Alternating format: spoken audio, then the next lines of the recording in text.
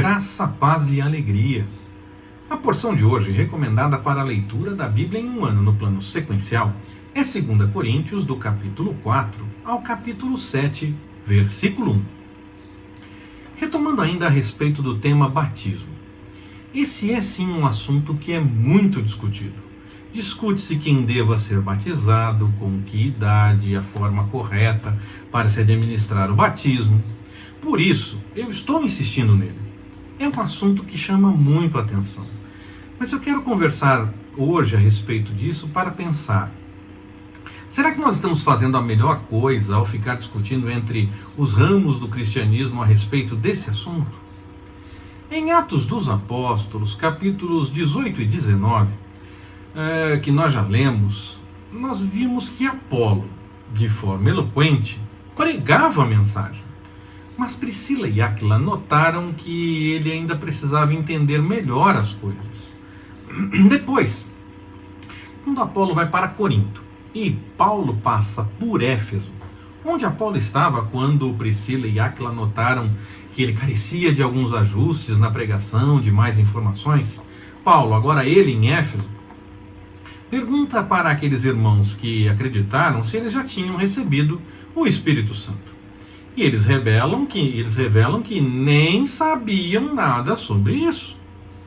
Relataram que foram batizados no batismo de João, que apontava para o testemunho do arrependimento, tinha ligação com os banhos rituais e de purificação do judaísmo, e que sim, tem o seu lugar dentro do cristianismo, até por orientação de Jesus. Mas Jesus mesmo nos disse que João batizava com água, mas logo o batismo seria com o Espírito. Muitas vezes nós conversamos mais sobre o batismo de João, que tem sim o seu lugar.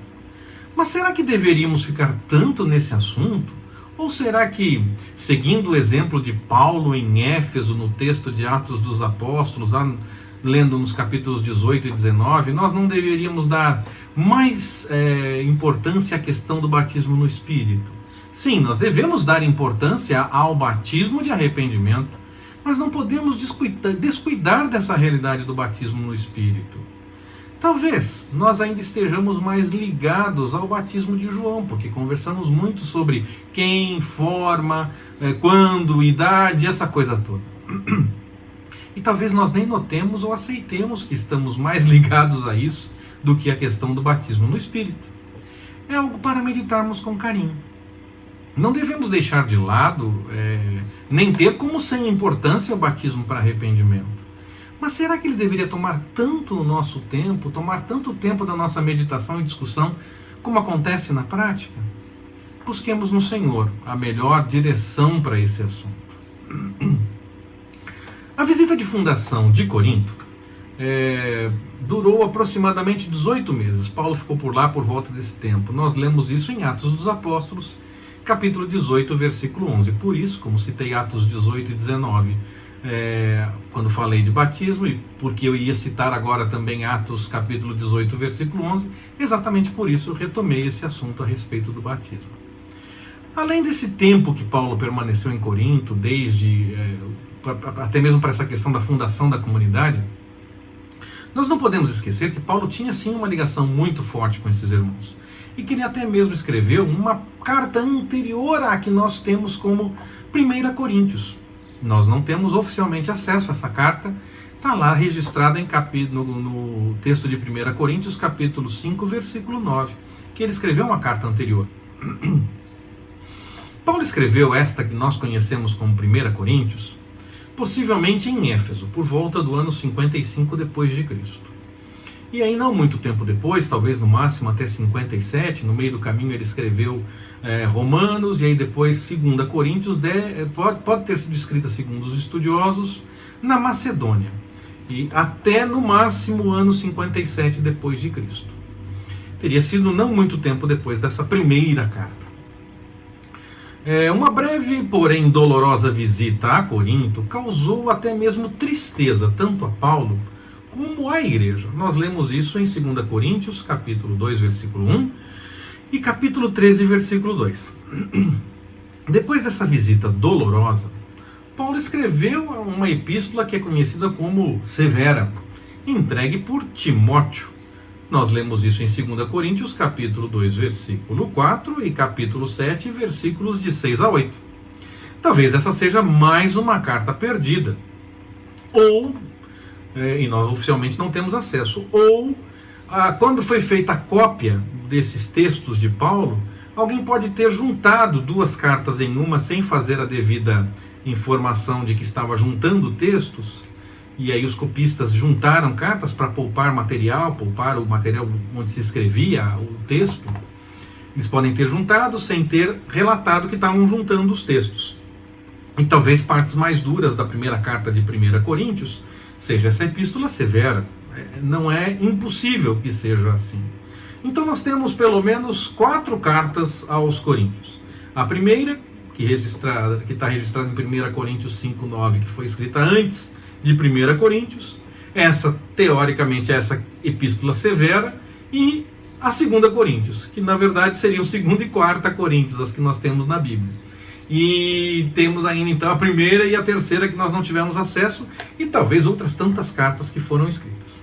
Ou, como alguns estudiosos acreditam, na verdade nós temos acesso sim a essas cartas que são citadas, mas nós não temos consciência porque elas foram juntadas no texto dos que estão no texto bíblico. Os copistas juntaram sem informar que estavam juntando porque queriam poupar material. Pessoalmente, eu acredito mais na possibilidade de nós não termos acesso a esses textos, mas os estudiosos também trabalham com essa possibilidade de textos terem sido juntados, e no fim nós conhecemos sim essas cartas, mas na verdade não temos a informação de que eram cartas separadas porque elas foram juntadas no texto que nós temos na Bíblia. Eu pessoalmente fico mais com a possibilidade de nós não termos acesso a essas cartas que são citadas extras. Na porção de hoje, especificamente, Paulo fala a respeito de pessoas que não entendem ou não acreditam na palavra de Deus. A conclusão do apóstolo é que isso acontece por conta da atuação do Deus dessa era, que nós entendemos seja o diabo, e que ele então está bloqueando ou complicando o entendimento dos que são ainda incrédulos. Mais triste ainda é quando isso acontece no meio do povo que diz que busca a vontade do Senhor, preferindo coisas que agradam mais em vez de preferir a mudança que vem do Senhor. Quando se prefere misturar conceitos sociais e políticos com verdades eternas da palavra, o que acontece normalmente é o desvirtuamento da mensagem. Um pouco de fermento leveda toda a massa. Misturou um pouco desse fermento que não tem a ver com a palavra, leveda toda a massa. E aí acontece geralmente o desvirtuamento da mensagem e também da atitude das pessoas. Se coloca que pelo menos fala de Deus, ou pelo menos lê a Bíblia, ou pelo menos vai na igreja, mas o resto é tudo porta larga. Então está tentando dizer que está na porta estreita, fazendo coisas do caminho da porta larga. Não faz sentido. Esse sim é um assunto que nós temos que escolher lado, ou ir pela porta larga ou pela porta estreita. Mas o pessoal gosta de escolher em tantos outros assuntos, e nesse fica tentando ver o que pelo menos faz. Tá exatamente ao contrário nesse caso. Nós devemos abrir mão de qualquer coisa que pareça importante neste mundo para buscar as coisas do Senhor. Nós vivemos aqui, nós podemos interagir e vamos praticar as coisas, discutir os assuntos com base na palavra. É claro, mesmo que não estejamos citando a Bíblia, mesmo que não estejamos pregando, nós vamos discutir os assuntos e encaminhar as coisas com base no que a palavra revela. Mas nós temos que tomar muito cuidado para não misturar os conceitos humanos com os espirituais. Eu vou dar um exemplo. Eu entendo que a velha crise entre o cristianismo tender mais para o capitalismo ou para o socialismo não cabe. Eu entendo que essa discussão não cabe. Porque, na verdade, é preciso sim desenvolver o talento. Nós caminhamos na direção do capitalismo aqui. Porque ele precisa ser desenvolvido mesmo que em condições desiguais. Quer com 5, com 2 ou com 1 talento. Mas sempre com possibilidades em cada situação. Pronto, chegamos ao capitalismo. Mas nós também devemos nos preocupar com dividir, como ajudar, apoiar, buscar igualar mesmo as pessoas em condições minimamente dignas sociais. Fui para o socialismo agora. Então, essa realidade mostra para mim que o reino não se rende aos modelos humanos. E nós não podemos dizer que este modelo humano ou aquele modelo humano, ele representa bem o reino. Na verdade, o modelo humano tem que ser transformado pela palavra do Senhor para que possa ser algo realmente digno e pertencente ao reino. Tem que ser transformado. Logo, essa briga entre o cristão defender qualquer dos pontos de uma política humana, de questões sociais apenas do ponto de vista humano, não cabe com base na palavra do Senhor. Nós vamos sim conversar e praticar aquilo que a palavra revela, mas nós somos cidadãos do reino, e o reino é totalmente outro, não tem ligação, parece mais com isso ou com aquilo. Não, não parece, o reino é totalmente outro. A força para conseguir enfrentar as lutas, as tribulações e as adversidades são fruto de um relacionamento real entre o ser humano e Deus. Mas, mesmo que que pareça que o sofrimento é realmente terrível, Paulo chama essa situação de sofrimento, de privação e de problemas como leve e momentânea tribulação, pois está produzindo uma glória que os sofrimentos da terra não são capazes de superar. A partir disso, Paulo diz que coloca os seus olhos no que é eterno. Ainda que haja dificuldades nos nossos dias, que nós passamos por aqui, o cuidado do Senhor é maior que qualquer dificuldade. Paulo também fala a respeito da habitação terrena e da casa eterna, isto é, fala do corpo humano e do espiritual. Ele aborda esse tema para falar que enquanto nós estamos aqui, de certa forma nós estamos longe do Senhor. Nós tentamos encurtar essa distância buscando a vontade dele, em oração, cultuando, vivendo de acordo com a vontade do Senhor, notando o agir dele em todas as coisas. Mas nós estamos ainda por aqui, então há uma certa distância. Essa questão do corpo humano traz algumas limitações nessa questão da dimensão espiritual. Nós já buscamos e apontamos nessa direção, mas ainda há uma certa distância pelo que Paulo está trabalhando nesta carta aos Coríntios, nessa segunda carta aos Coríntios. Mas ele também trabalha que essa aparente distância, ela será retirada logo. Isso aponta tanto para a morte no Senhor, como para a espera pela volta de Jesus. Então, enquanto nós vivemos por aqui, sim, nós vivemos por fé e aguardamos no Senhor. Aqui neste texto de 2 Coríntios, Paulo também trata sobre a questão do jugo desigual. E ele fala a respeito dele se apresentar no convívio social, na sociedade, mas não apenas na questão comercial. Muitas vezes se pensa em sociedade apenas em questão comercial. Paulo não está trabalhando só sobre isso, não. Tem isso também, é claro, mas a preocupação é a mistura que pode acontecer espiritualmente falando. Começar a pegar uma coisa de um, uma coisa de outro, uma coisa do caminho da porta larga, outra coisa do caminho da porta estreita, e parece que está tudo em ordem, no fim não está nada em ordem. Paulo está trabalhando exatamente essas questões. Seria como seguir pelo caminho da doutrina de Balaão, que nós vimos lá no Antigo Testamento, que misturava todas as coisas. Na primeira carta, Paulo, inclusive, aconselha a manter o casamento, mesmo que seja com uma pessoa que não serve ao Senhor. O crente santifica em relação ao não crente, ele trabalha essa questão. E aqui ele fala, nesta segunda carta, ele fala que nós temos que tomar cuidado com sociedades e com questões de misturas de doutrinas religiosas, tanto com questões de outras religiões, fazer aquela miscelânea bem típica de Balaão, ou também como ele fala também como tomar cuidado com relação a essa mistura com questões da sociedade como um todo, tentar misturar coisas que parecem entender para a porta larga e para a porta estreita, pelo menos faz isso, pelo menos tem um pouco, já é melhorzinho, né? Pode até ser melhorzinho do ponto de vista humano, mas espiritualmente falando, Com Deus é tudo, ou é nada. É porta estreita ou porta larga. No fim, as pessoas acabam falando que julgo desigual seria o casamento com um não crente. E Paulo chega a citar literalmente exatamente contra isso, não fala nessa direção.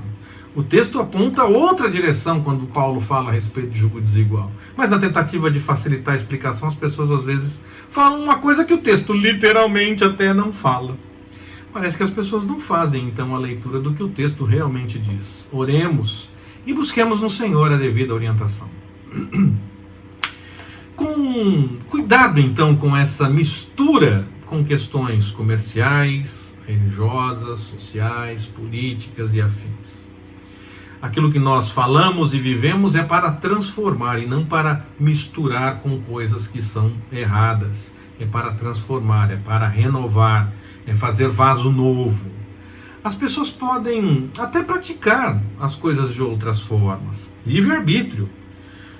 Mas se nós não tomarmos cuidado, em vez de nós darmos testemunho de que vivemos de forma diferente, as pessoas podem viver de outra forma pelo livre-arbítrio, mas nós que buscamos a vontade do Senhor, que anunciamos as coisas de acordo com a vontade do Senhor, que discutimos que o melhor é praticar a vontade do Senhor, nós não obrigamos os outros a praticarem, nós convidamos os outros a viverem a vontade do Senhor, porque o Senhor deu livre-arbítrio para aquelas pessoas que possam praticar o que elas quiserem. Tudo é lícito, nem tudo é conveniente. Nós entendemos que conveniente mesmo é a vontade do Senhor, mas nós não obrigamos, não podemos ir pela tentação de obrigar até por lei que se faça as coisas de forma de acordo com o padrão cristão, porque Deus deu livre-arbítrio. Ele deu livre-arbítrio e nós vamos tirar. Como é que pode um negócio desse? Mas nós anunciamos, nós pregamos, nós testemunhamos e nós convidamos para que as pessoas busquem as coisas de acordo com a vontade do Senhor. Mas nós convivemos com pessoas que não vivem as coisas de acordo com a vontade do Senhor. E elas têm o livre-arbítrio para seguir por esse caminho. Se nós não tomarmos cuidado, nós vamos deixar de lado a realidade de dar o testemunho de que nós somos diferentes. E nós podemos então acabar usando dessa liberdade que nós temos no Espírito para dar ocasião à carne. E nem assumir que nós estamos fazendo isso, nem notar ou assumir que estamos indo nessa direção, porque achamos que está tudo em ordem. Temos que tomar cuidado com isso. Não existe a possibilidade de se dizer cristão e não viver em todas as coisas, no trabalho, na diversão, em todos os momentos da vida. Viver as coisas de acordo com o ensinamento do Senhor. Cuidado com isso. Tome cuidado para realmente viver de acordo com a vontade do Senhor. Porque Ele nos escolheu como cooperadores para anunciarmos e testemunharmos com a nossa vida, com a prática do que fazemos no dia a dia. E Paulo nos orienta a tomarmos cuidado para nos mantermos puros diante do Senhor, para executar exatamente essa obra para a qual todos nós somos chamados. Não é chamado apenas aquele que tem chamado ministerial ou tem chamado missionário. Todas as pessoas são chamadas para viver e anunciar, tanto com palavras como com práticas, no dia a dia, a mensagem do Senhor. Testemunhar realmente com a vida e pregar. Pregar com a boca, falar, anunciar, dar explicações, mas praticar, viver de acordo com a vontade do Senhor. Todos somos chamados a fazer exatamente isso, não são apenas alguns. Então tomemos cuidado para realmente manter esta pureza diante do Senhor, essa busca pela vontade dele. Que o Senhor nos abençoe. Forte abraço, até mais, permitindo o Senhor.